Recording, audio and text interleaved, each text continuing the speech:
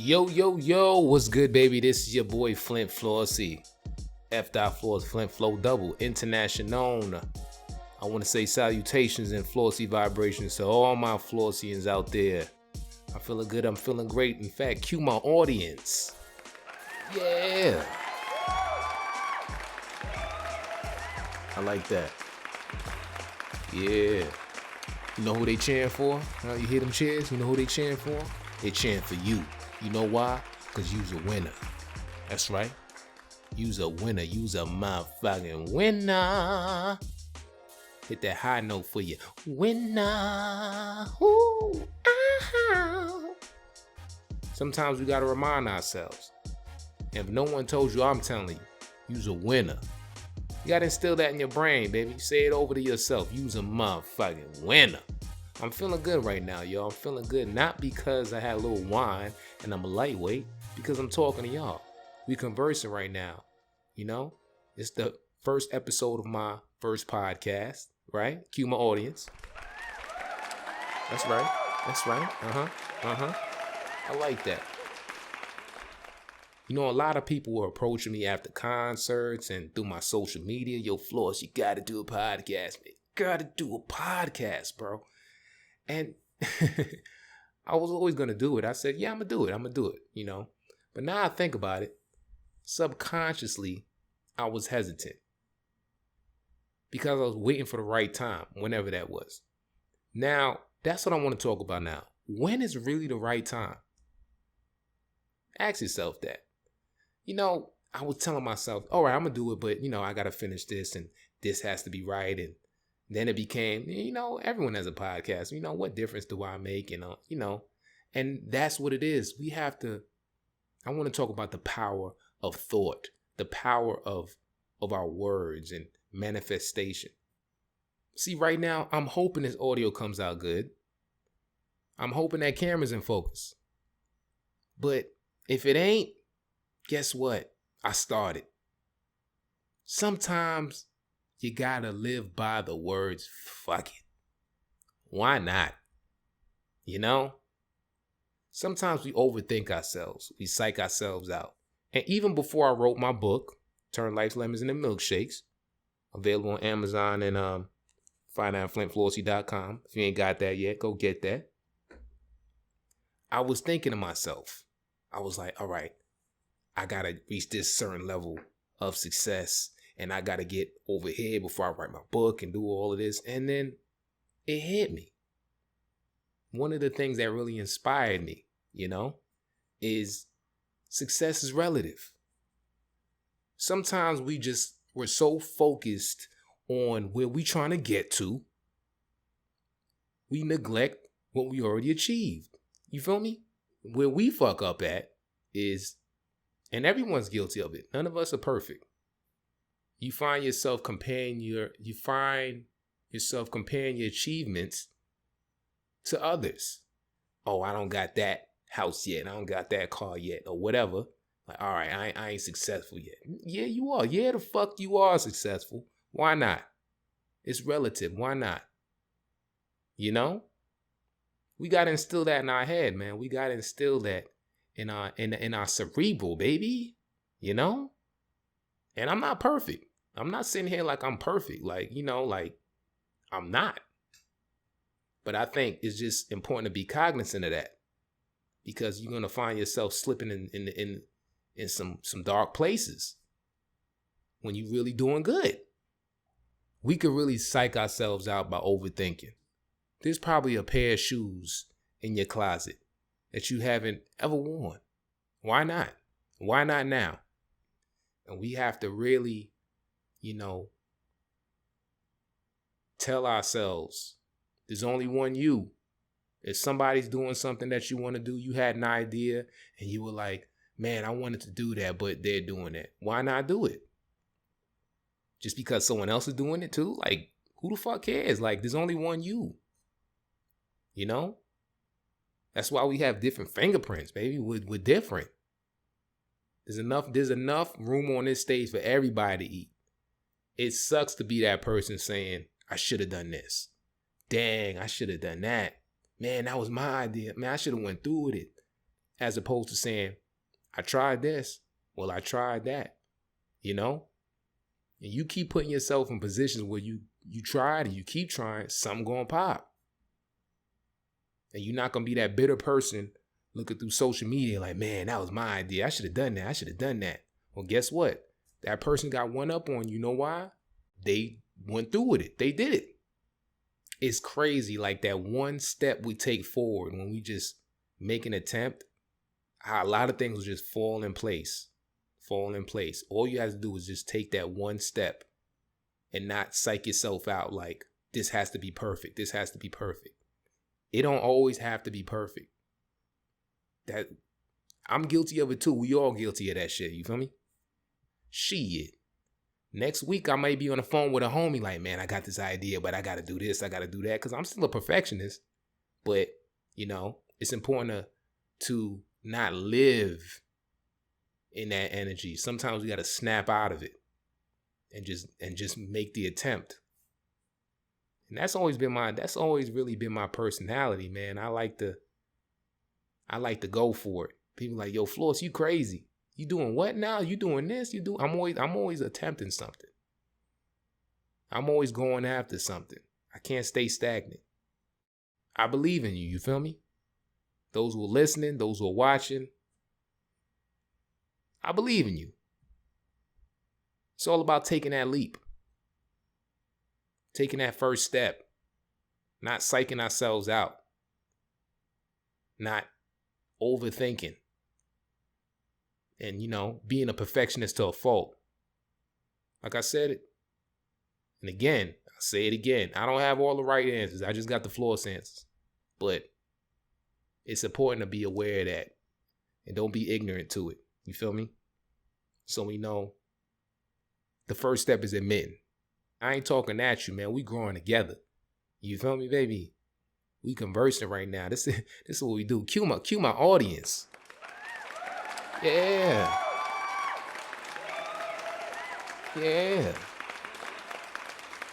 So yo, check it out.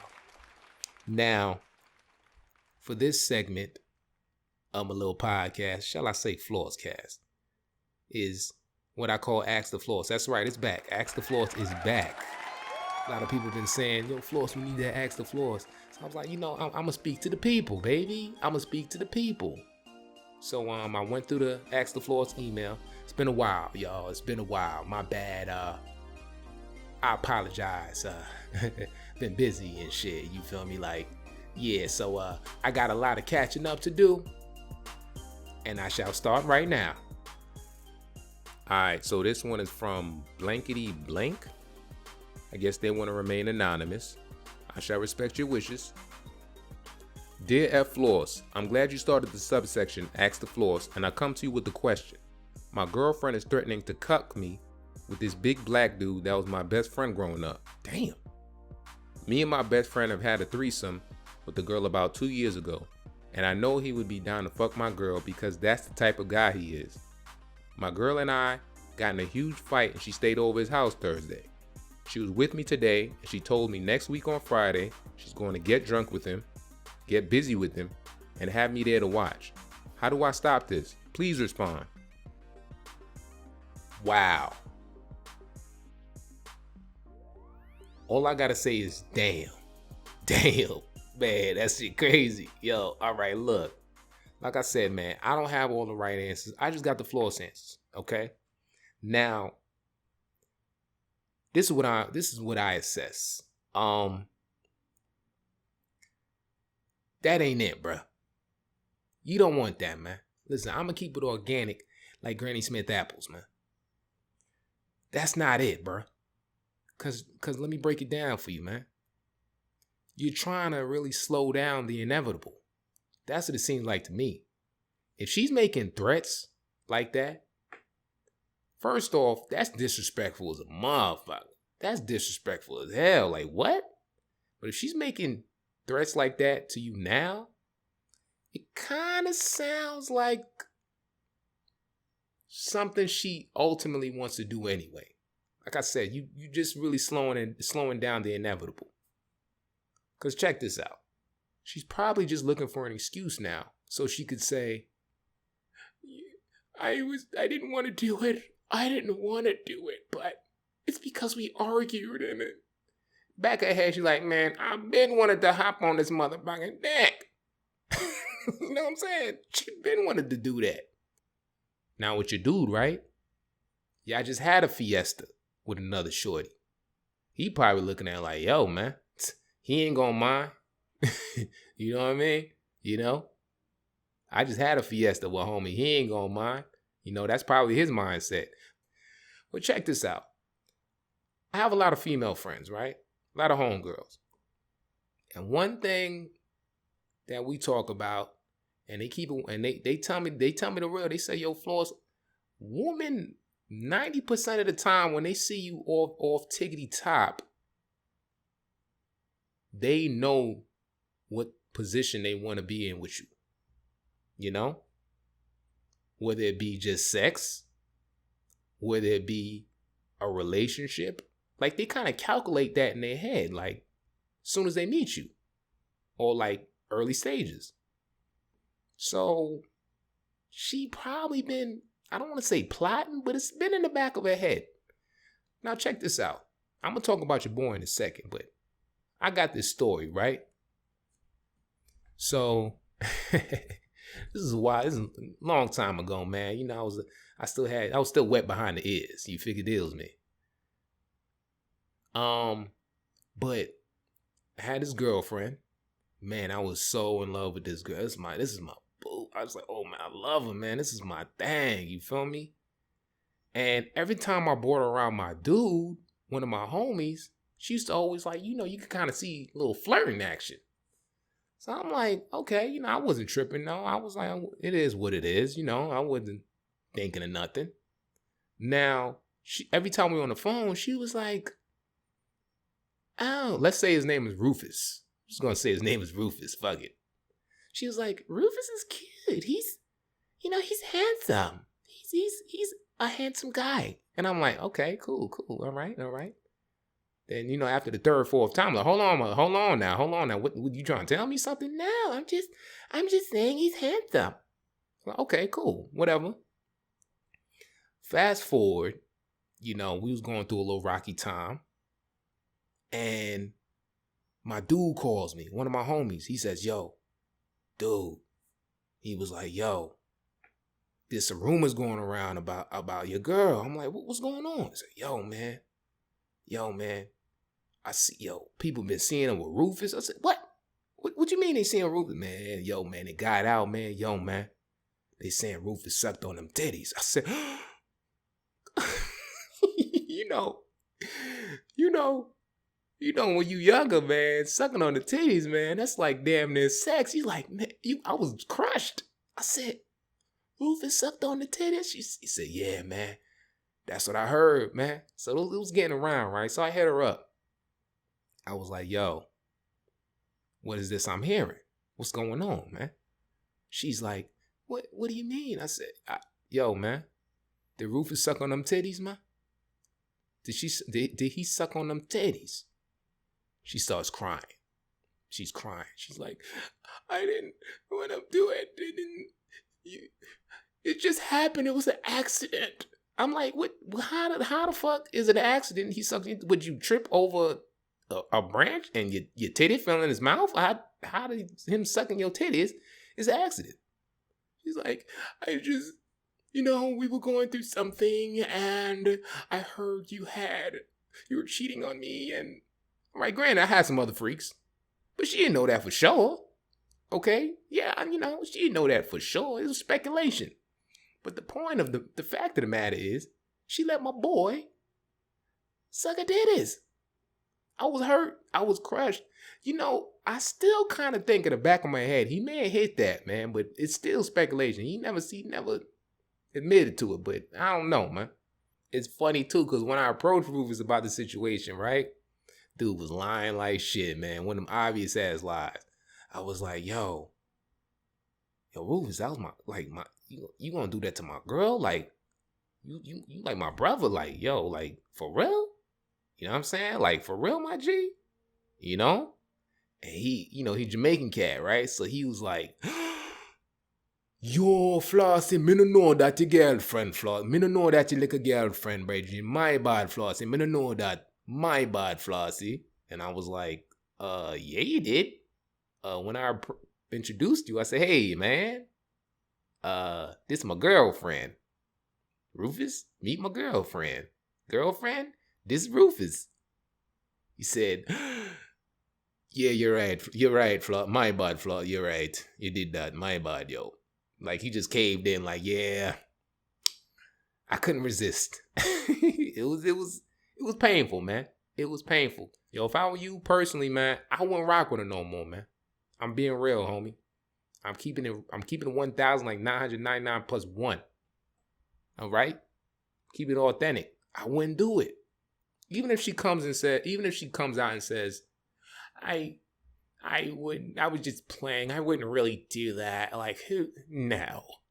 You're insecure. Even if she says that, dude, you gotta have it in the back of your head, like, nah, she gonna jump them bones as soon as she gets if she gets an excuse, man. If you want to rock with her, cool. You know, I'm all about love. You feel me?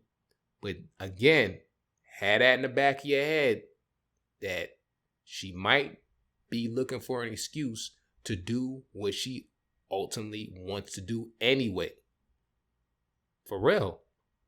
Throwing that at you like, man, that's the most disrespectful. What?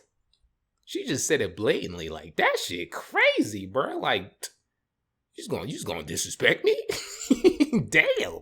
So, this email's a tad old, but hopefully it turned out good for you, man. I hope this could still help. So there it is, baby. I want y'all to stay posted like sticky notes for new episodes. Okay? Follow on Instagram, Real Flynt Floss. Twitter, Real Flynt Floss. Facebook, same thing, Real Flynt Floss. All right? Go on the website, FlyntFlossy.com.